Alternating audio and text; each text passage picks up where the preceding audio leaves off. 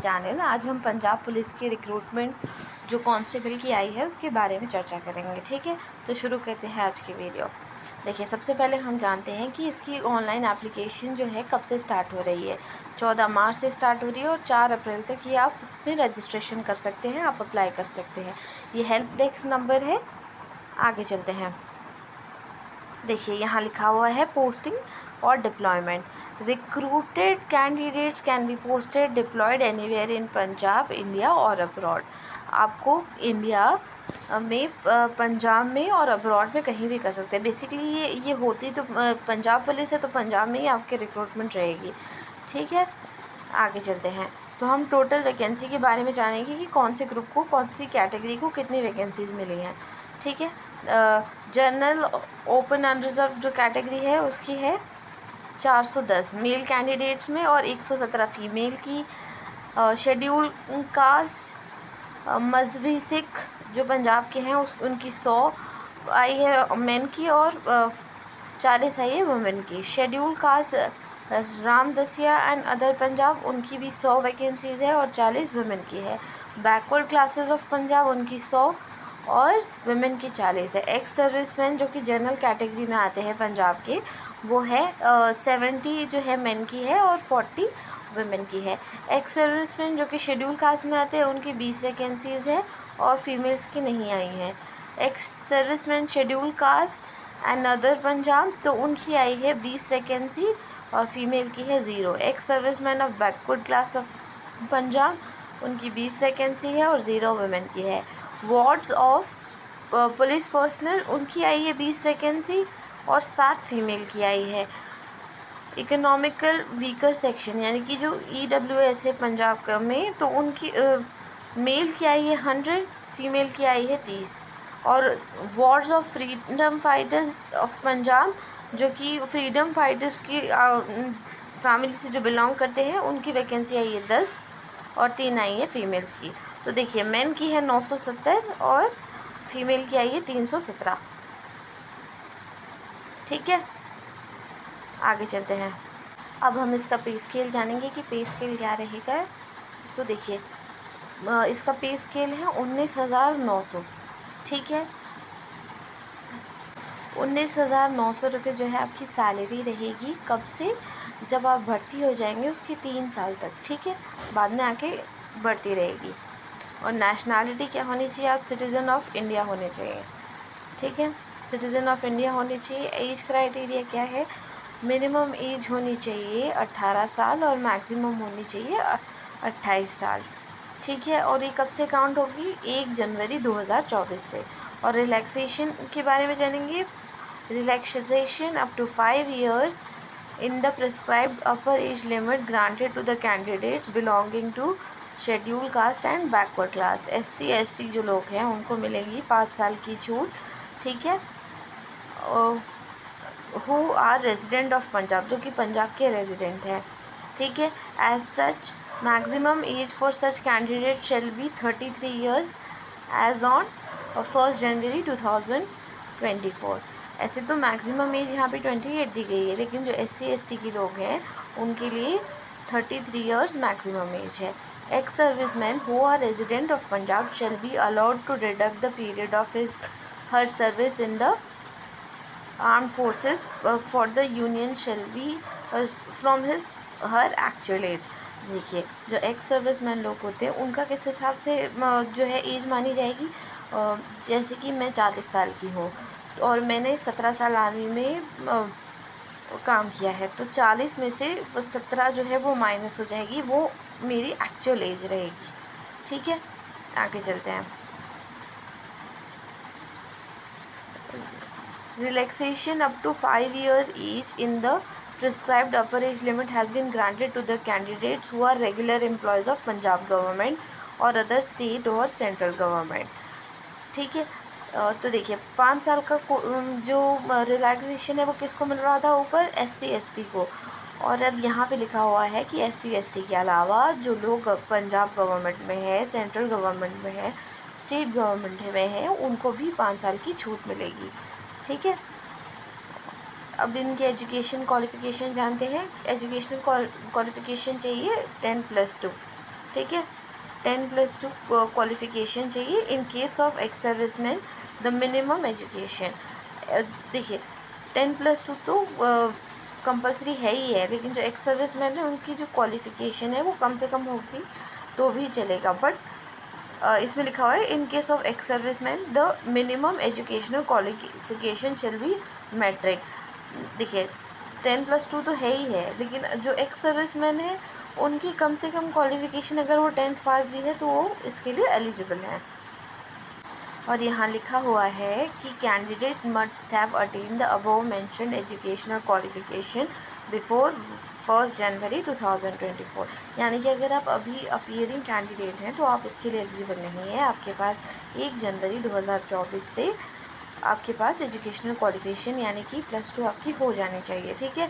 Mandatory qualification क्या चाहिए? Apart from the above mention qualification all candidates must have passed matriculation examination with Punjabi, यानी कि आपके पास 10th में पंजाबी एज अ लैंग्वेज होनी चाहिए।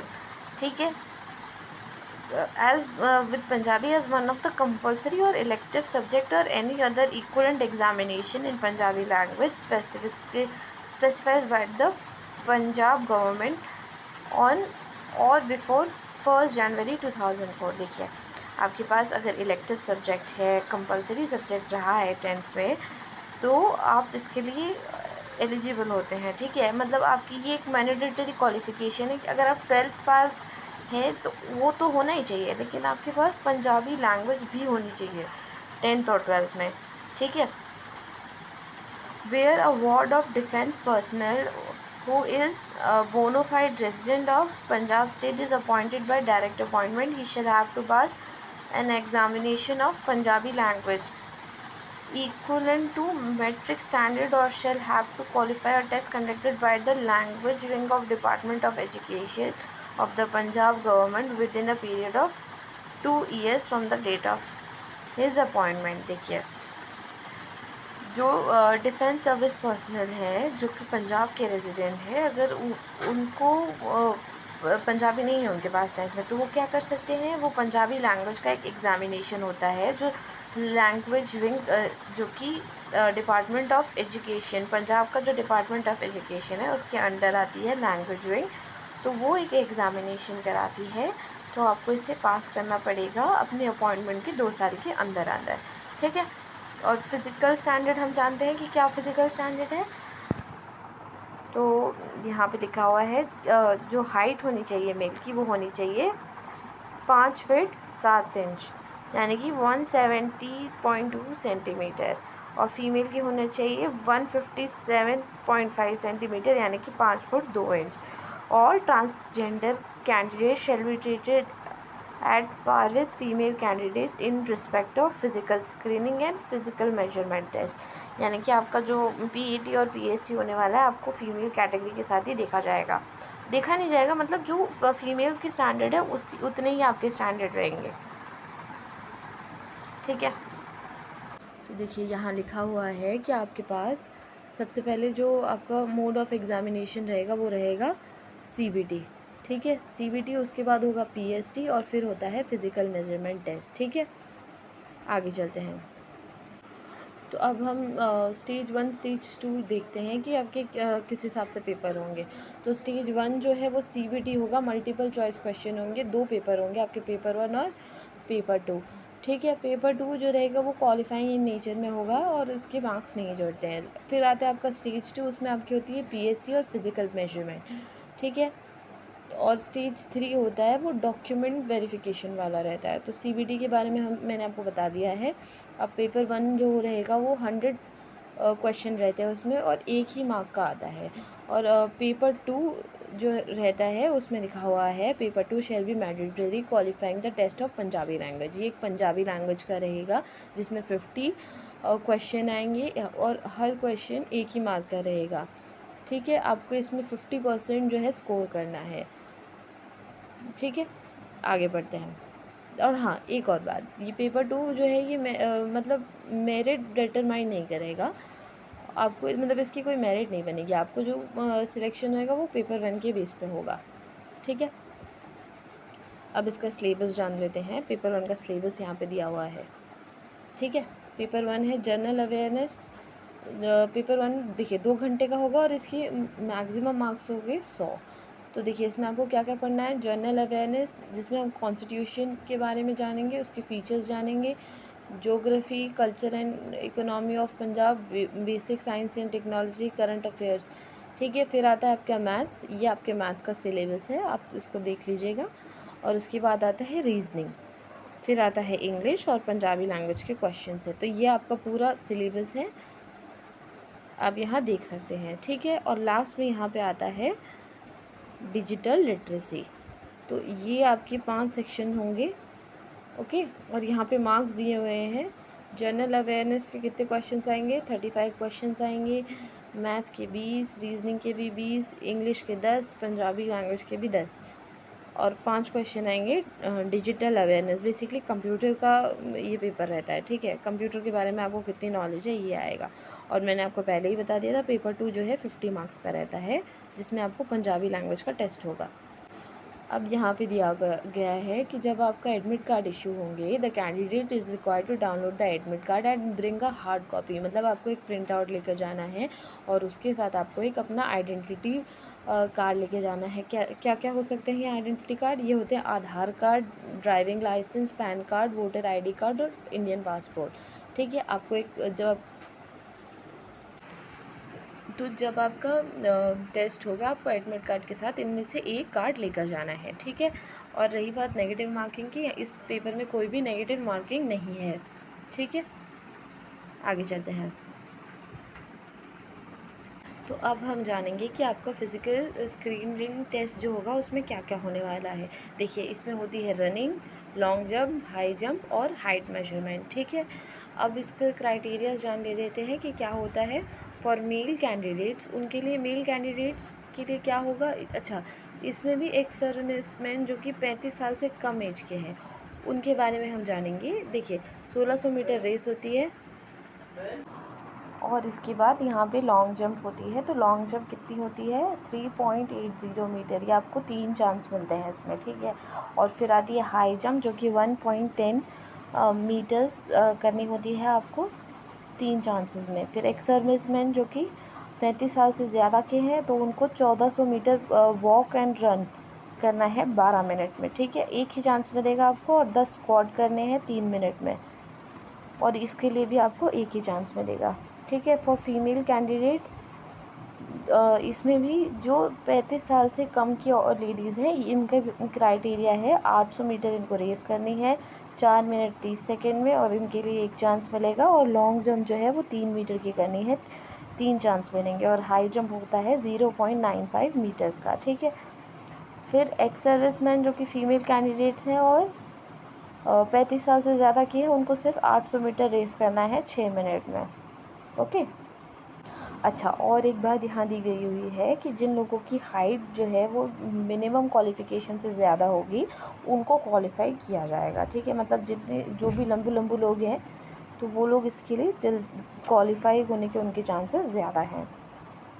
देखिए यहाँ पे एक चीज़ और दी गई है कि जो भी फीमेल्स हैं, अगर ये पाया जाता है कि फ़िज़िकल स्टैंडर्ड टेस्ट जब होगा वो प्रेग्नेंट हो जाती हैं, तो वो अपना रिक्रूटमेंट आगे पोस्टपोन करा सकती है, ठीक है।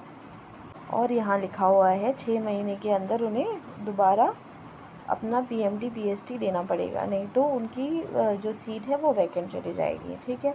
The seniority of such candidate who is finally selected would be determined by the existing government department and instructions, ठीक है। तो देखिए अब हम जानेंगे एप्लीकेशन फ़ीस कौन सी कैटेगरी को क्या क्या देनी है। तो जर्नल कैटेगरी के लिए एप्लीकेशन फ़ीस है 500 रुपये, एग्ज़ामिनेशन फ़ीस है 650 रुपये, यानी कि टोटल 1150 रुपये इनकी फ़ीस रहेगी। एक्स सर्विसमैन ऑफ पंजाब जो है उनके लिए 500 रुपये फ़ीस रहेगी, एग्ज़ामिनेशन फ़ीस 0 है, तो टोटल 500 रुपये फ़ीस देनी है। SC ST जो पंजाब के हैं उनको देनी है 500 रुपये एप्लीकेशन फ़ी, एग्ज़ामिनेशन फ़ीस 150 रुपये, टोटल 650। और EWS कैटेगरी के लोगों को 500 रुपये एप्लीकेशन फ़ी और एग्ज़ामिनेशन फ़ी देनी है 150 रुपये, तो टोटल 650, ठीक है। Application fee applicable to transgender candidates belonging to different category shall be applicable as per their reservation. देखिए ऊपर हमने पढ़ा कि जो है आपकी PMT PST कैटेगरी और जो भी बाकी के आपका रिक्रूटमेंट प्रोसेस है आपको फ़ीमेल की सेम ही मिलेगा, लेकिन यहाँ पर लिखा हुआ है जो फ़ीस है आपको अपनी कैटेगरी के हिसाब से भरना है। यानी कि अगर आप ट्रांसजेंडर हैं और जनरल कैटेगरी के हैं तो आपको जनरल की फ़ीस देनी है, अगर SC ST के हैं तो आपको SC ST की फ़ीस देनी पड़ेगी, या एक्स सर्विसमैन है, खैर एक्स सर्विसमैन तो नहीं होते हैं, SC ST OBC लोग हैं या EWS कैटेगरी से हैं तो आपको उस कैटेगरी वाइज अपना पेमेंट करना है फ़ी का। ठीक है। मोड ऑफ़ पेमेंट क्या क्या है इसमें, ऑनलाइन पेमेंट है। ठीक है। और ये नॉन रिफंडेबल फ़ीस रहेगी, और ये इस वेबसाइट पे जाके आप अपनी एप्लीकेशन सबमिट कर सकते हैं। ओके, आगे चलते हैं। और ये क्वेरी नंबर है, हेल्प डेस्क नंबर, यहाँ आप अपनी क्लैरिफिकेशन कुछ भी चीज़ हो इस नंबर पे आप अपने डाउट क्लियर कर सकते हैं। ठीक है, धन्यवाद।